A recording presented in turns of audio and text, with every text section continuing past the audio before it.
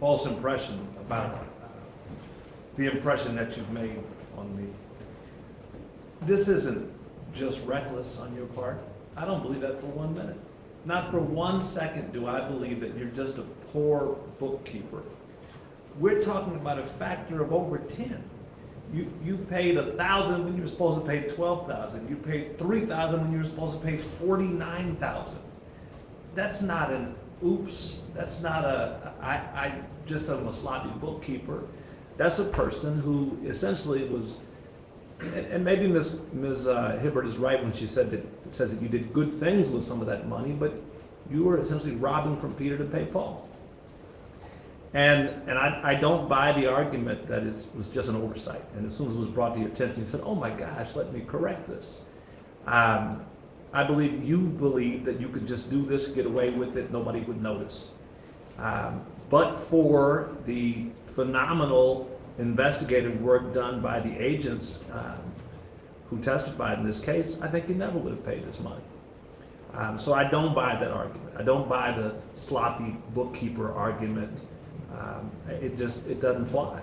I'd listen to the testimony. Sometimes when cases aren't tried, as judges, it becomes difficult to assess what really happened because you don't get to really hear the facts of the case as much as you do when there's a trial.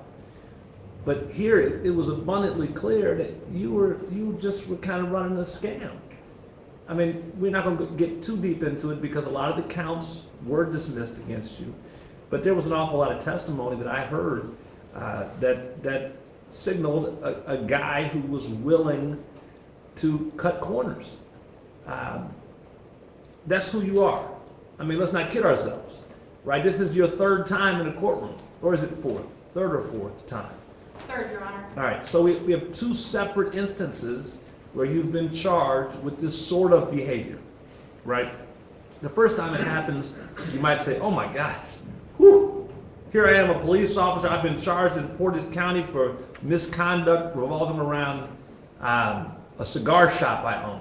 You might say, well, you know, I'm a fine police officer, but I'm a bad cigar shop owner, operator. I've got to do better. Then you get another case and you say, oh my God, I can't believe this happened again. I've got to do better. Now a third time and we're supposed to write that off as just another oops. That's nonsense. I don't buy it, not for 1 minute.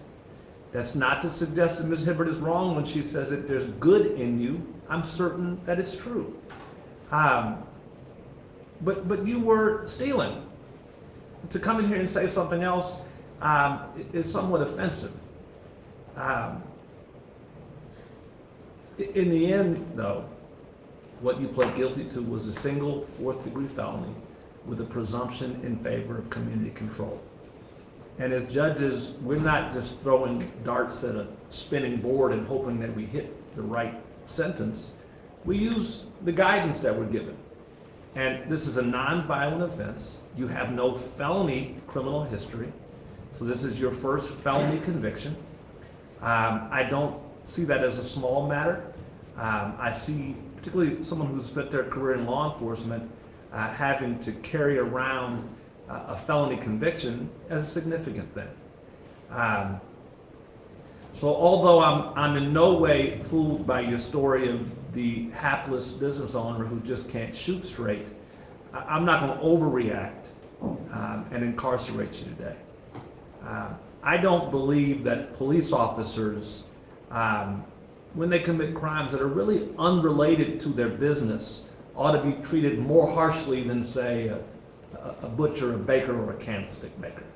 You know, the fact of the matter is, I'm going to sentence you like I would anyone else charged with a low-level, non-violent felony of the fourth degree who has no prior felony criminal history.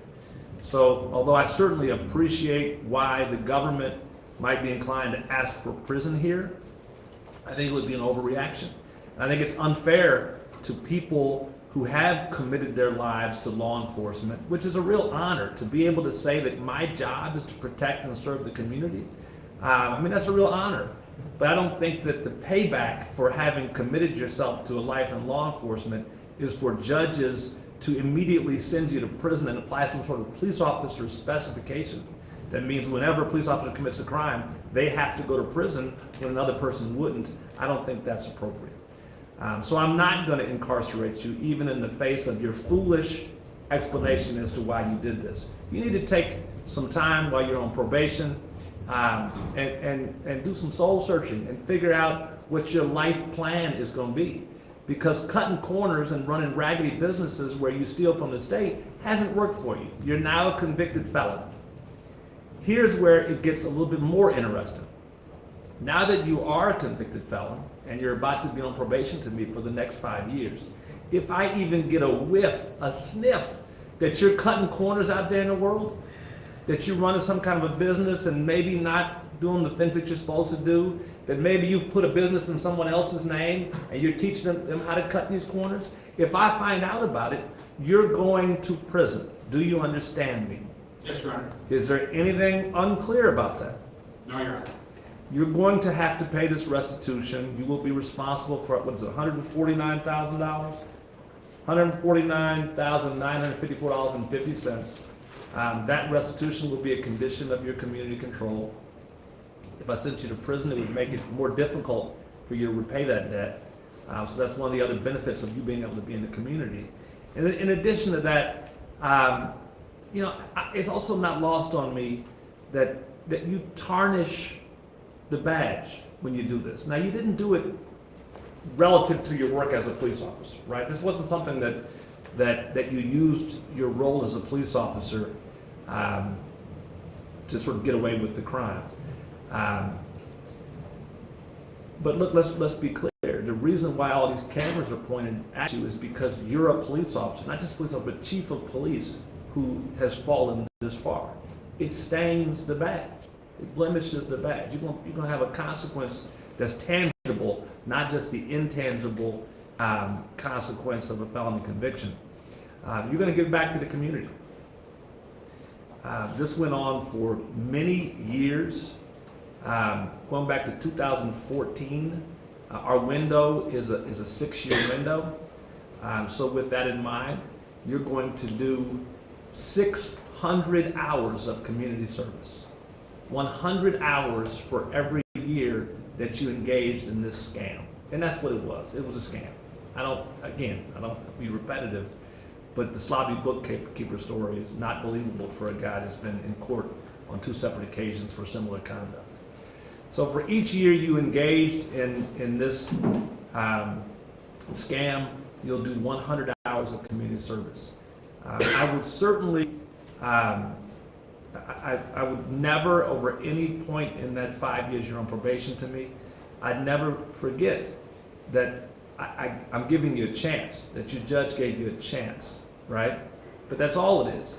If it turns out that Ms. Soul and the state of Ohio is right, and you just don't have it in you to do good, then you'll make a mistake over these 5 years, and you'll end up going to prison. On the other hand, I hope that just like me, on some level, the state of Ohio is rooting for you to do well, right? The goal of this is to see people not recidivize. The goal of this is to correct behavior. And there ought to be punishment. The punishment is the 600 hours of community service. But the hope is that over the course of the next 5 years, even if it's only out of fear, the state of Ohio won't have to worry about you stealing from the state anymore because of that heightened anxiety that your freedom is at stake. Do you understand? Yes, sir. Normally, it's the court's inclination to create incentives for people to do well on community control, and so I always look for ways to consider terminating community control early.